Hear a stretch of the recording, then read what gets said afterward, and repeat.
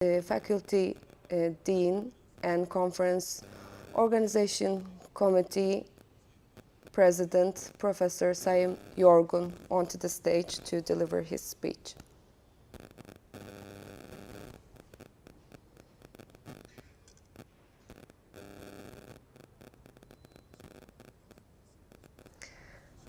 Dear President of the Finance Office of the Presidency, esteemed Rector, Dean, Vice Dean, and faculty members, dear students, dear participants, welcome to our International Istanbul Economics Research Conference. The main theme of this conference was limited to COVID, and we would like to discuss the effects of COVID on the New World Order, and we organized this conference for that reason. As you know, historically, global pandemics have caused great changes, disconnecting people from the past and forcing them to reimagine the world.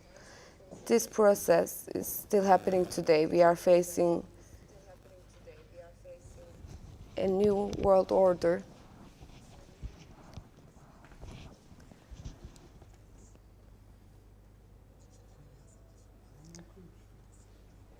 Since the Second World War, we are now facing the worst humanitarian crisis.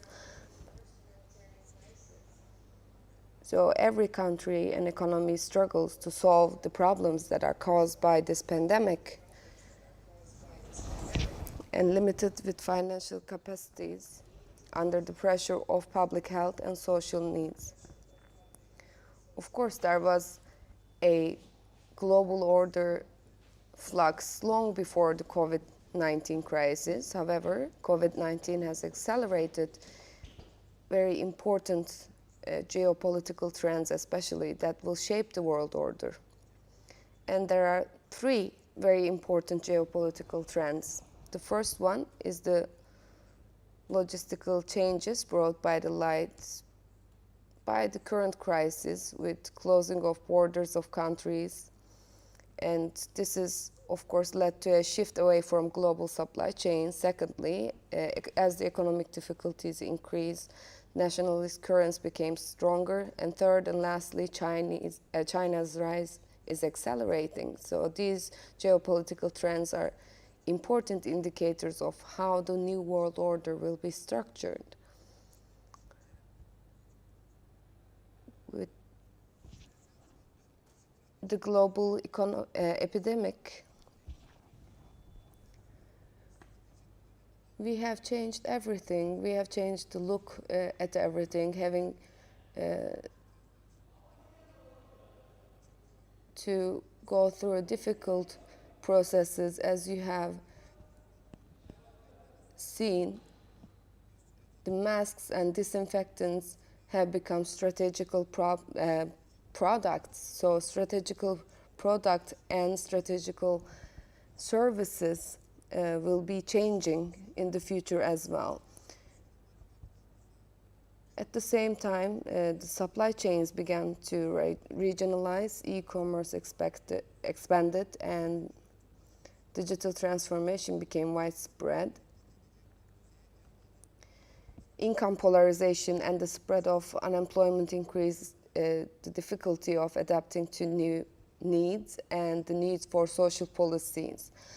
Non-compliance arises not only from technological needs, but also from health and epidemic risks and security risks. The probability of public debt ballooning because worldwide financial difficulties is getting stronger. In short, both economic and social problems are increasing in all societies.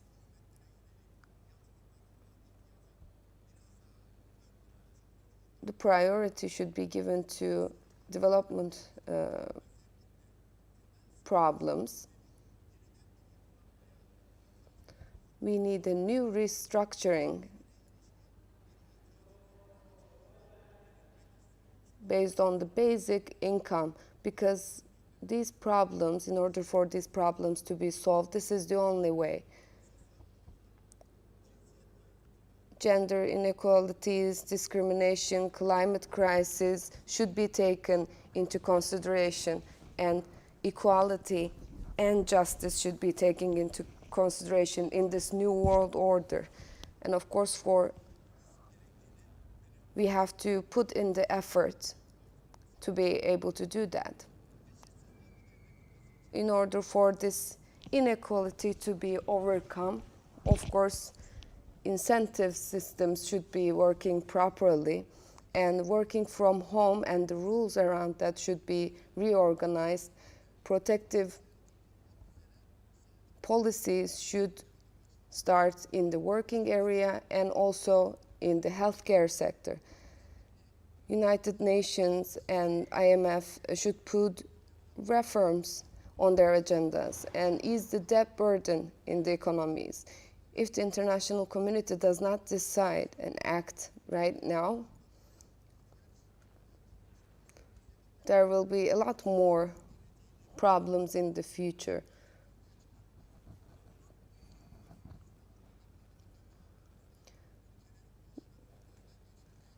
We have to, of course, think about the countries that are in debt, and their debts are ballooning day by day.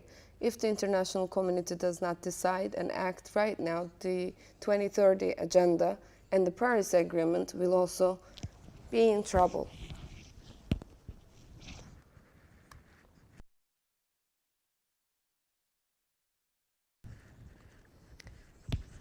The pandemic has tested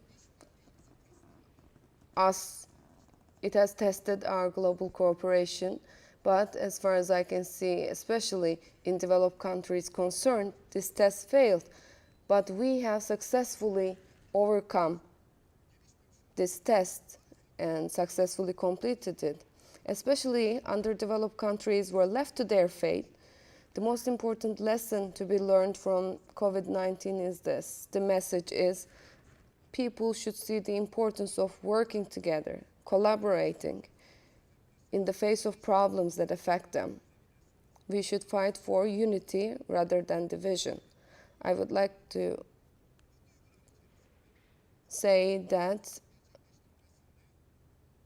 I would like to extend my thanks to our rector, Professor Mahmut, who did not spare any support in the preparation of this conference, our vice rectors, the Secretary General of our university, his staff, and also I would like to thank our faculty's vice dean, Dr.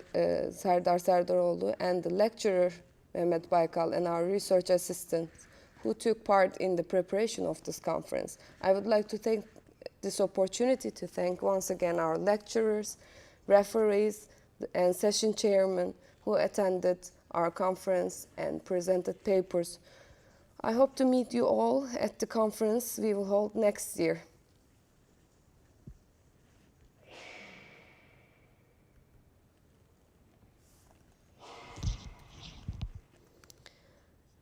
We would like to thank the Dean for their speech, and now I would like to invite our Istanbul University Rector, Professor Mahmut onto the stage to deliver their speech.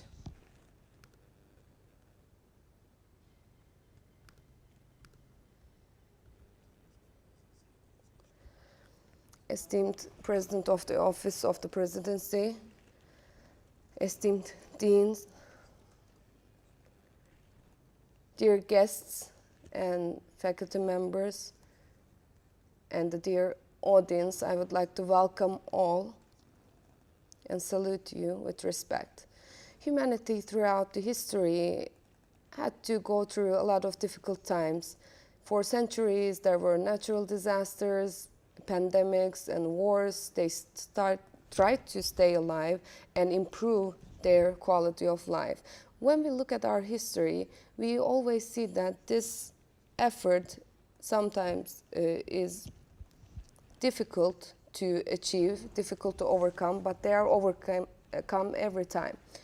So when we are going through different difficulties, it also made us stronger, and science and technology are improving at a rapid pace, and it motivates us, and it actually improves our perception level and our understanding of the world. Now, in this period where science and technology has developed to this point, we are now facing a pandemic, and we kind of are reminded of how vulnerable we are towards the nature. No matter what we are talking about, it is difficult to establish any sentence without mentioning the pandemic or saying the word pandemic. It is impossible, of course, for the world economy to not be affected by this global pandemic. All economies are affected by COVID-19, no matter at what level. Economic activities all around the world almost came to a standstill. And since the Second World War, the world economy has experienced the biggest shrinkage. And according to the World Bank, more than 100 million people are pushed to poverty. There were lockdowns put in place in order to stop the spreading of the virus, and of course there were some blockages in the supply chain, and globally almost the whole world came to a standstill. And of course we have seen a lot of decreases, especially in terms of employment, and of course the service sectors had been through so many difficult days from the start of the pandemic. And of course, one of the most important areas that was affected from the pandemic was tourism and service sectors. Of course, the exchange rates and all the economies were volatile throughout this pandemic. And of course, we have seen some positive signals in these days, but we will probably feel the effects of the pandemic for the years to come. And we have seen some changes that have been coming into our lives very rapidly with the pandemic. Maybe it would have taken them to improve for years, but now with the pandemic, it became a shorter time for new technologies and digitalization to become a part of our lives. We have seen e-platforms become one of the most important parts of our lives. And e-commerce is now a part of our lives.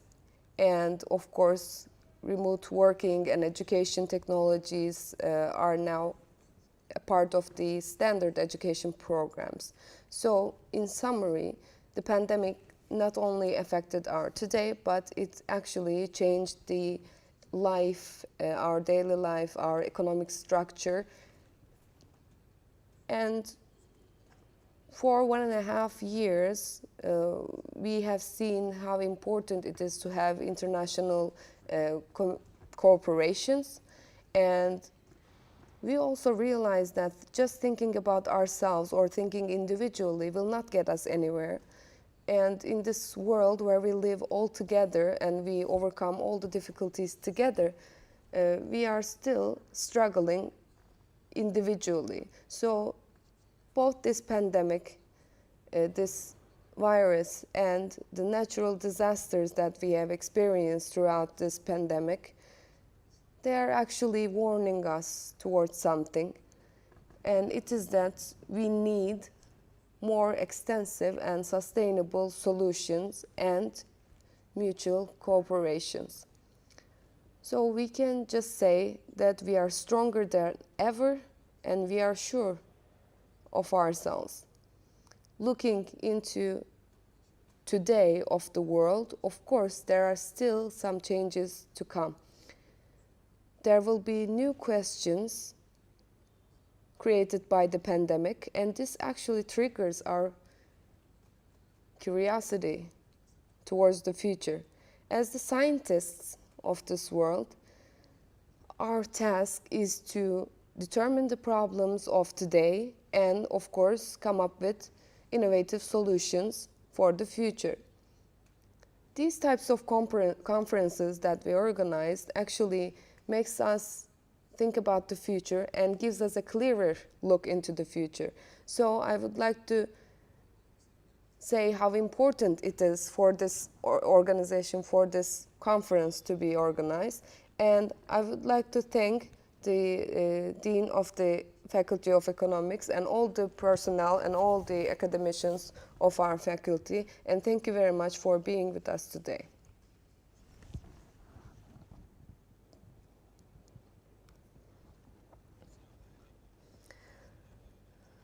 Esteemed Rector of our faculty, thank you very much for your speech. Now we are inviting Professor Göksel AŞAN onto the stage to deliver their speech.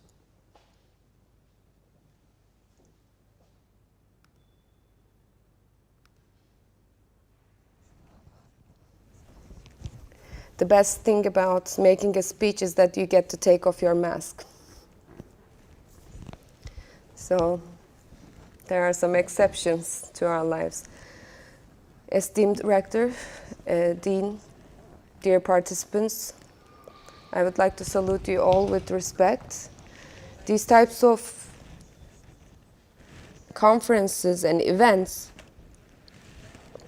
are really difficult to organize because there are a lot of things to care about the participants, about their plane tickets. I've worked in this area for a long time, so I know the difficulty. So congratulations on organizing this event, and hopefully it will be very beneficial and efficient for all the participants.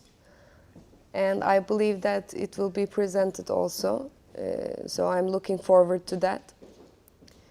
I am really happy to be back in the university, and I haven't been to Istanbul University for a long time. And you know, you have to get an opportunity to come here because we cannot really find the time to just go and visit universities. So I would like to thank Mr. Serdar for inviting me here. Esteemed Dean actually in his speech said everything that I wanted to say. So two economists back to back, I would be basically repeating everything he said, but maybe from a different perspective, I can look at some things. I hope that I can do that.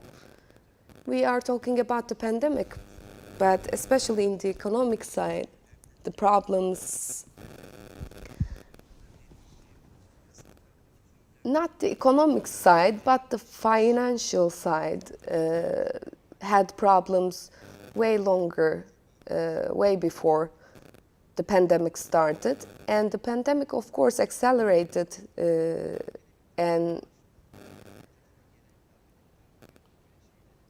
made it worse, of course. In the daily struggles of people, of academicians, for example, you may not really notice where everything is going.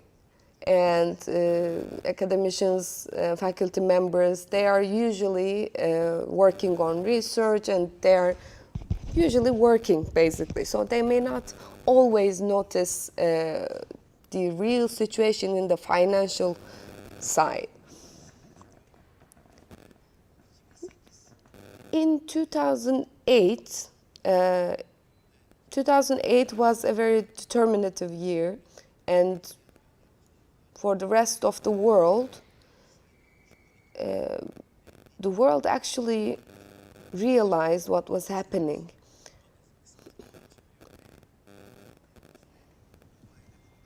In Dubai, Porsches were in car parks and they were left there, and there was a kind of a paparazzi outlook on this issue, but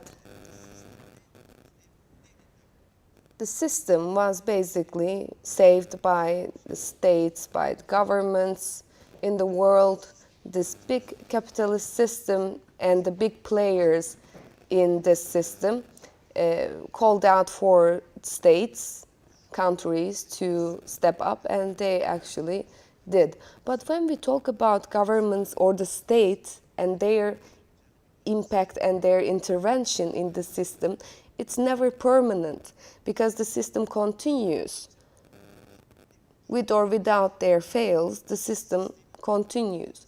So for the system to rebuild itself, the states and their intervention can maybe provide us some time, but their effect would not be permanent, and it shouldn't be expected to be permanent, especially in systems that are dependent on the market.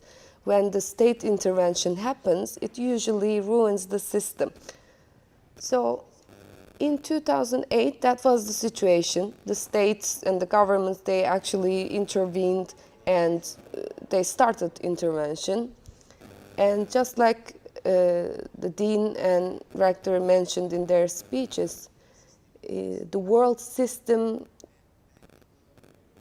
did not really successfully completed the test during the pandemic, because the pandemic actually were threatening humans. It wasn't really directly threatening the system, but in 2008 the system was threatened. So all the world countries and their outlook on the economy were completely different. For example, Americans, the Asian people, for example, they have different kind of looks and outlooks on the economy. They have different ideas, but they were actually seeing the same effects. They were not saying that, you know, the system is ruined, now we have to rebuild it. This is not the case. But the pandemic was not like that. Pandemic actually caused people to die, and it would definitely be disastrous for all humanity. So the states actually stepped in, and there was an injection by the United States and Fed, for example. All the assets, and when I say asset, of course, it is a very extensive word. I don't know if it's a right word to use, but it is the generally used word. So when you talk about assets, financial assets, this is a paper, but it means something, right? These things kind of became trash. And all the central banks, they actually collected this trash and then they injected money into the system. And they couldn't get it out of the system because the financial system would not allow this easily. And it actually didn't allow it to happen. So what happened was there was a financial growth or the greatness. But this wasn't really met with an increase in production or any growth in economies. So even without the pandemic, we would have been below the levels of 2008, and now we are still below that level. So there is a financial structure, and below that, there is the reason that for this whole system, right? This whole financial structure. But the top part is growing, and the production and other things that are actually supporting this system, supporting this top part, is not growing. So if your basis, if the underside of that top part is not growing, then you're not supporting anything, and it would definitely be ruined. I always make this allegory about the capitalist system. There is the story, the real story, which is the production, and on the contrary, there is the finance. So the finance should support production, So it would have to start with by someone without the ability to take risks, and maybe incapable of doing anything. And I would go to that person and I would just tell them, well, you cannot take risks, you cannot do anything, you should just give me the money and I can produce something. This is actually the whole system of finance. It is actually all about taking the resource from the people who are not taking risk, who are not doing anything, taking the money from them and giving it to people who are producing something. Of course, I am on that side who is incapable of actually doing anything, so I probably was scared of taking the risk because I have always been in debt my whole life, so I cannot become a part of this system. But I was that person in that story. I wouldn't be an entrepreneur myself. I'm not really talented at anything, but I have the money. Of course, this resource, this money, shouldn't just stay here with me. And this is actually a sin, you know, it's wasting the money if it stays in the same place. If it's not included in the system, if it's not used, that's a waste of money. However, that wasn't the case. It didn't work this way. Maybe in the beginning of the pandemic, this actually caused a growth in the capitalist system. Economical growths, they were all in the past very limited growths, instead of course, except for the Industrial Revolution, that was another case. But this worked in the past, and this actually helped the system grow, yes, it made it stronger, yes, but after a point, the system became something else. This person who didn't take risks, who were unsuccessful, they actually started to collect more resources than in the beginning. And the financial part, financial people that we call, they started to become bigger and bigger, and the state actually backed these people. And this financial section actually became a bigger structure than any other group. This is like a sponge over all different sectors. No matter what resource you have to put it on top of the sponge, and the sponge is full, and then there are droplets that are coming out of the sponge. All this monetary expansion caused this to happen. Instead of saving economies, instead of creating employment or providing anything of use, this sponge is filled with new resources, and then after it is filled, the resources were just dropping in form of droplets onto the society. So no matter where this sponge is sitting, the weight of this sponge will definitely collapse on the system. Yeah, there will be a lot of money everywhere, but it wouldn't mean anything because there will be no system. And I talked about this financial expansion, this monetary expansion. Debt is a big part of this. If anyone is in debt, someone else is expecting money to be paid to them, right? When you look at them in a sense where it is an interaction. If someone has to pay $100, another person is expected to get $100. But this is not the case anymore. Thank you very much. We know that most of these debts are not payable anymore. People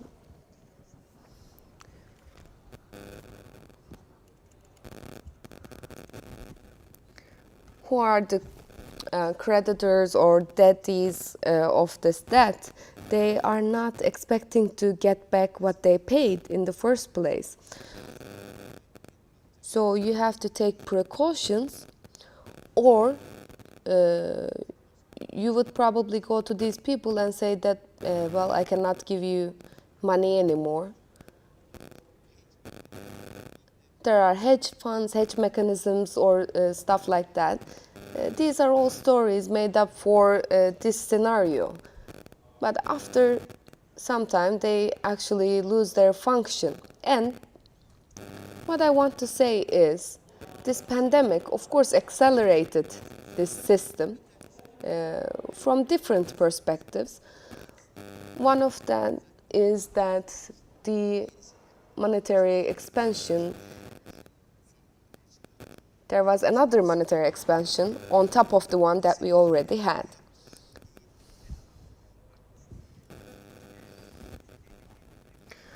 Of course, there were some grants and donations that were used during the pandemic. And this caused actually the debts of states and governments to increase. And this was not a problematic thing in the past. For example, if you think about developed countries, even if they have 40% of debt, it wasn't really considered as a problem. Because they were becoming indebted for lower interest rates, and they could also pay it back, and it wouldn't cause any problems, especially developed countries. But now this increased to maybe 250% and 300%, for example, whereas it was 40% before. So even for developed countries, this debt became a problem. If you look at Japan, you probably, younger people would not remember the Japanese miracle period. There was a huge production capacity in Japan, in our youth, for example.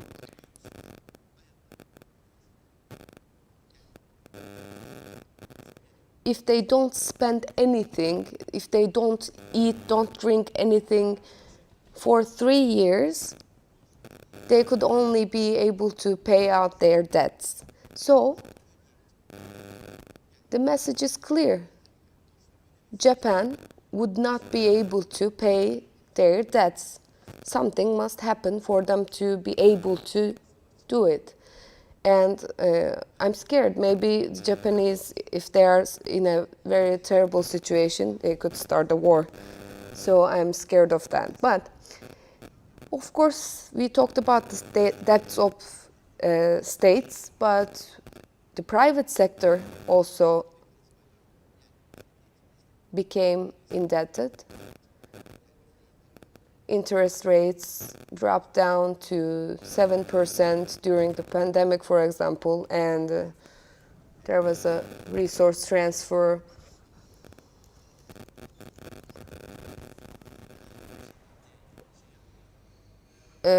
And loans, and in our side, it was a little bit different. In our country, we tried to continue the growth and the abilities of the employment side, especially in the private sector, but of course, the borrowing continued in the private sector. So let's come to the main point. In the whole world,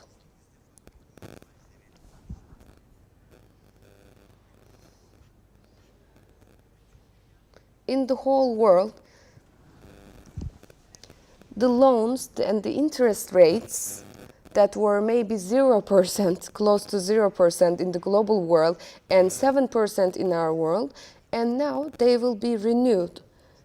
So all the debt up to this point within the system, if you look at our example, for example, X company or X factory or SME, imagine that last March, they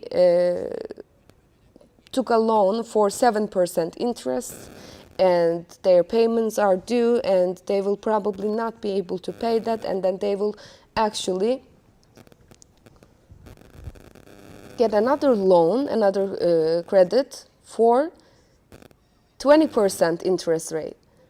So they will have to take another loan for 20% interest rate in order to pay their 7% interest rate loan.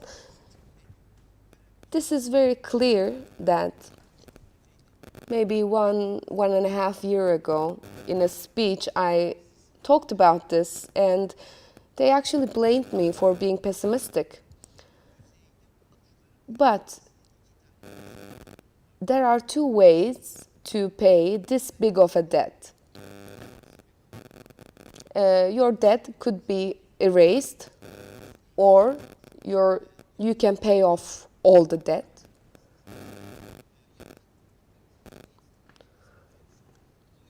You have to decrease the amount of the debt, or the real value of the debt should decrease. And the story to decrease the real value of the debt you have is inflation. I said maybe 1.5 years ago, there will be a very interesting new inflation process, and the real values of the debts will decrease, and we need an inflation for that. And it happened. This is the beginning. It will continue. The world has been flung into this very serious inflation situation. American inflation, for example, is around 6%, but it will probably be around 8-9% if you actually adapt it into our economy. There are difficulties of logistics and other costs that come with it. And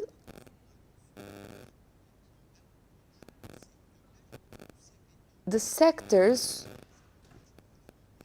which is affected by this logistics problems or other problems, the sectors that could be affected by that is not really predominant in the United States, for example, compared to our country. So if we were to adapt American inflation into our country, it will probably be around 9%. Of course, in terms of inflation, United States has some advantages. They don't have a lot of problems with supply, but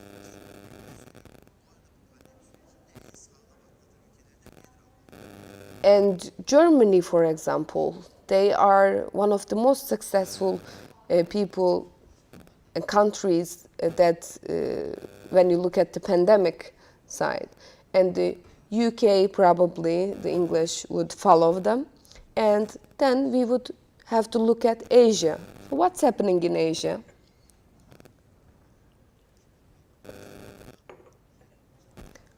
What are these countries, Asian countries, doing, especially China?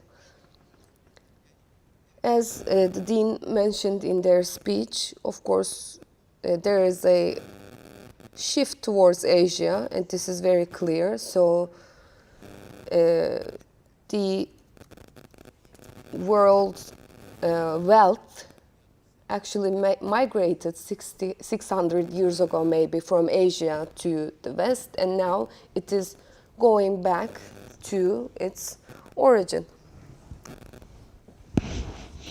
So these types of geographical shifts of wealth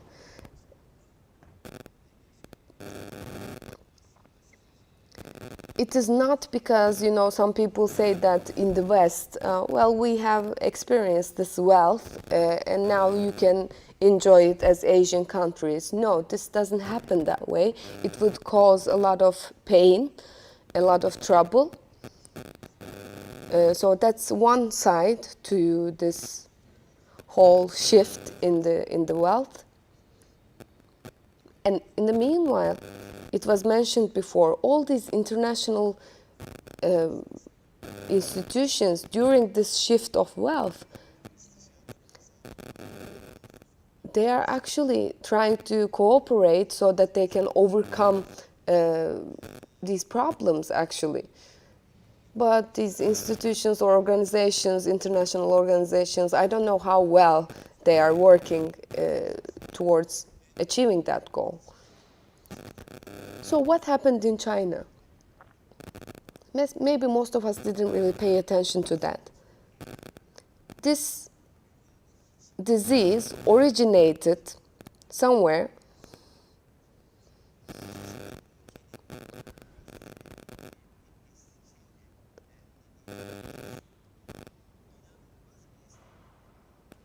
there was a flexibility and speed and a huge population. They actually, China I mean, was the origin of this disease, but with speed, with determination, with doing everything they can, they actually stopped it right there. China's management ability was proven throughout this pandemic.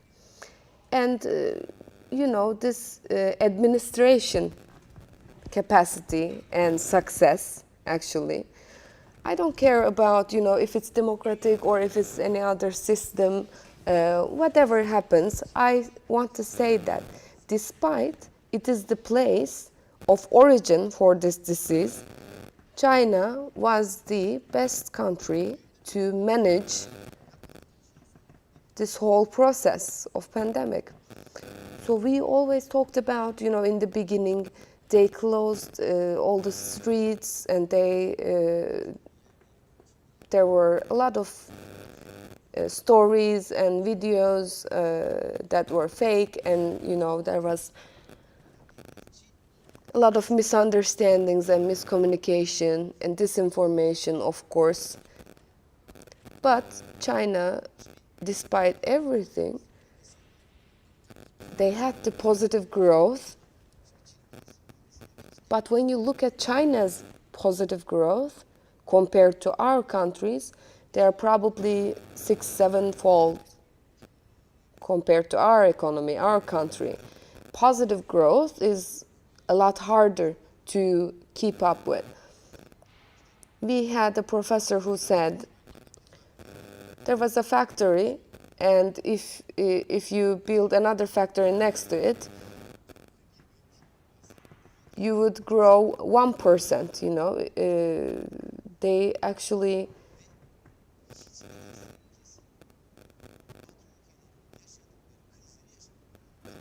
no Asian country, they didn't experience any big crises experienced in the United States or other Western countries.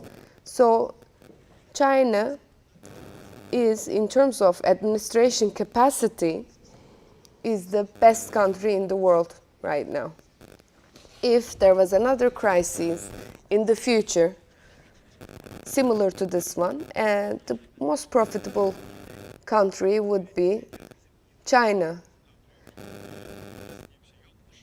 A lot of countries, actually, I am expecting a lot of countries to say that, looking at China, they should say that we don't have that administrative capacity.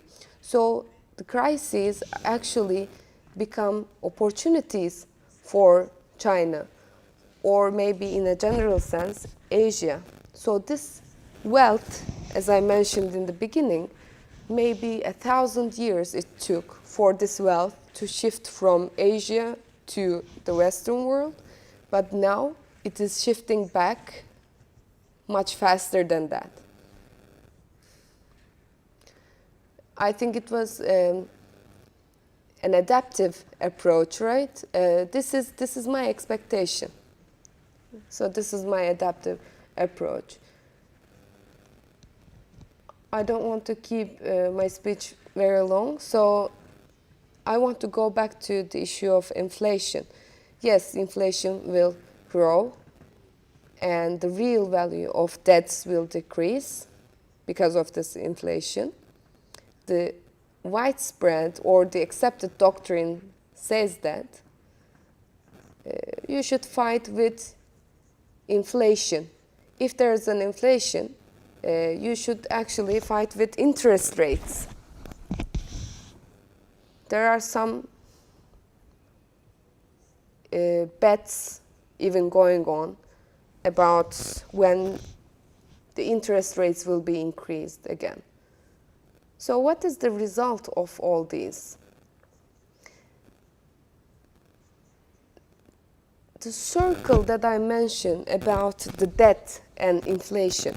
In order to fight against this inflation, I think Hungary and Czech Republic actually has done that. If all countries try to respond to this by increasing their interest rates, they will actually cause the negative interest rate debts. Their debts will be renewed with a new interest rate. If you imagine someone who took out a loan for an interest rate of 0.1%, let's say, maybe after 1 year, this interest rate will be now renewed by 4%, let's say. So the cost of this interest rate will be maybe 45 times more than what he started with. So in countries like us, we are expecting the same problem to happen. Maybe South America is following us throughout this inflation problem. South Africa is already in a big trouble. Their money is losing value, for example. When you look at this last 2 weeks, including euros and Japanese yen, they have lost value faster, actually, and against dollar, a lot of different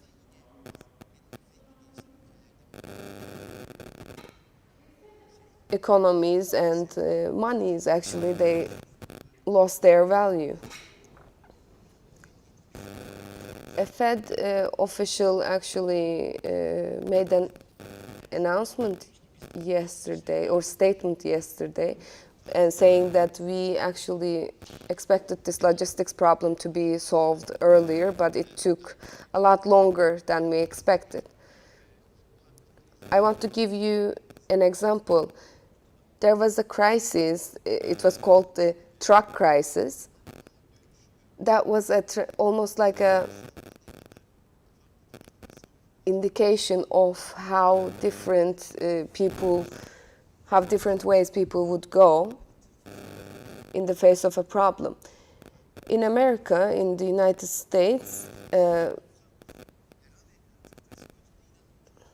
riding trucks and carrying or making logistics activities with trucks is actually a holy occupation. American trucks, they are really beautiful, and it is a very important sector there. Hundreds of thousands of trucks are on the road every day in the United States. A driver would start driving maybe on Monday and would come back at the end of the week. We have our homes, right? But a lot of people that are driving trucks, they don't really go to their houses, right? And there is another thing, another sector that grew, which is the delivery service. So 30% of these truck drivers, they shifted to the delivery sector. Why? Because they are actually able to go back to their houses in the evening, and the risks are lower. The risks of, for example, a traffic accident is lower, and their working hours are kind of more determined, and it makes more sense. And throughout the pandemic, like I said, many people, many truck drivers actually shifted to delivery sector. And now America said that, well, everything is going back to normal, so let's get you back on the road to drive your trucks. And actually no one wanted to go back to driving trucks. And now they have to find new drivers, or they have to find a new way to carry out the logistics. And of course, new truck drivers would have a higher risk of going into traffic accidents, and this would cause a lot of damage. And this crisis and similar crises have caused such problems that we never expected before. I will give you one more example, one last example. We have a container crisis right now. Maybe 2 years ago, a businessman actually said something to me about investing in containers.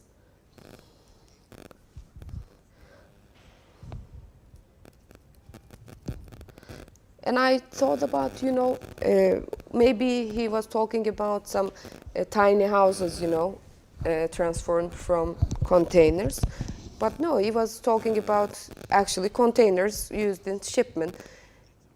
And if he were able to do that investment, when he talked to me about it, he would have been a rich person right now, because there is a huge container crisis right now, because containers coming from China and going to China, for example, was a little bit equivalent, let's say.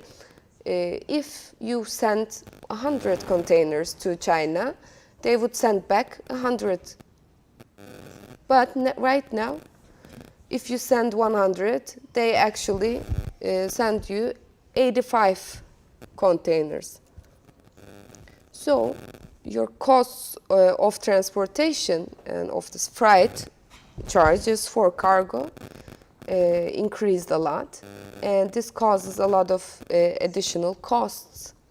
So I have a lot of different stories about these crises that came up with the pandemic and the effects of the pandemic.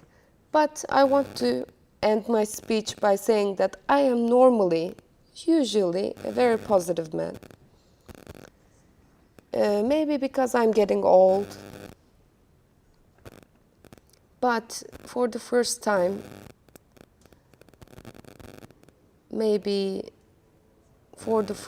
I am feeling pessimistic about where the world is going.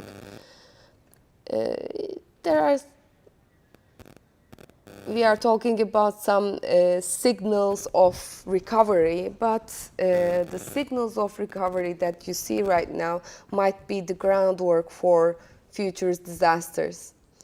So after the pandemic, the post-pandemic process, of course, financial system has to act on doing something to protect itself, but it doesn't really have the ability right now. There is no reflex or the ability to actually save itself.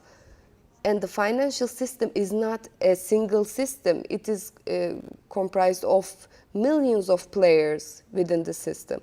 So among these millions of players, there should be such a coordination that everyone should stay away from everything for 3 years for the system to renew itself. So it is not possible. So the world will carry this system on its shoulders for a long time, and then maybe it will crash at a point. About climate, I want to say one last thing. There was a movie where the world went into an ice age and there were huge waves that were swallowing the world. It was starting in a library or something. I remember that movie. Of course, there was always the warnings about the climate change by the scientists. Maybe for the last 30 years, we have been hearing about the climate crisis.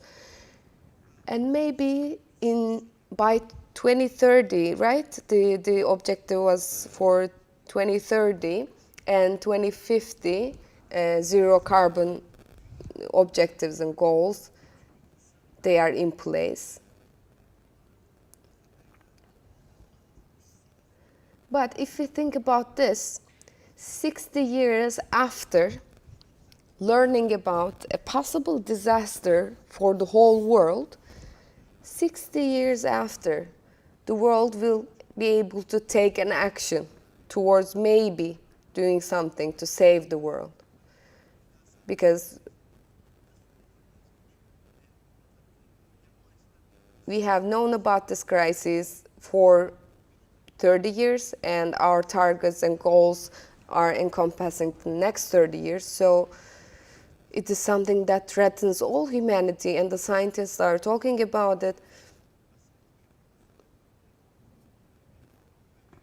So I have to trust what the scientists are saying, and they have been saying these terrible things about the climate crisis for a long time.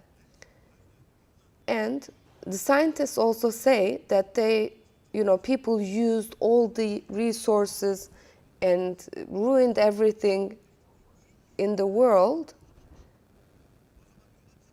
And now they are trying to produce something maybe. And the scientists are saying to all these people that they should stop producing. Why? Because they are actually affecting the climate. So they are trying to compromise and kind of meet in the middle, but it is not possible. And now it all came down to chaos. Why am I saying that? Because maybe this is the only time where in even poorer countries, meat consumption is going up. Maybe it will cause an increase in body shapes and their health and even their intelligence. And now the scientists are worried about the production of meat. So now they are saying that we shouldn't eat meat, and the reason behind that is that they used to eat huge steaks back in the day, so now the poorer countries cannot even enjoy eating some meat. So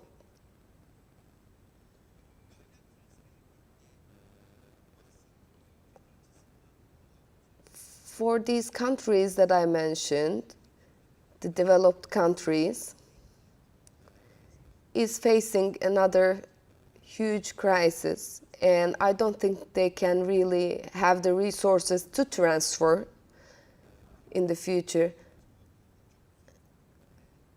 Sorry for taking so much of your time. Thank you for your patience, and I would like to end my speech by thanking everyone who organized this event.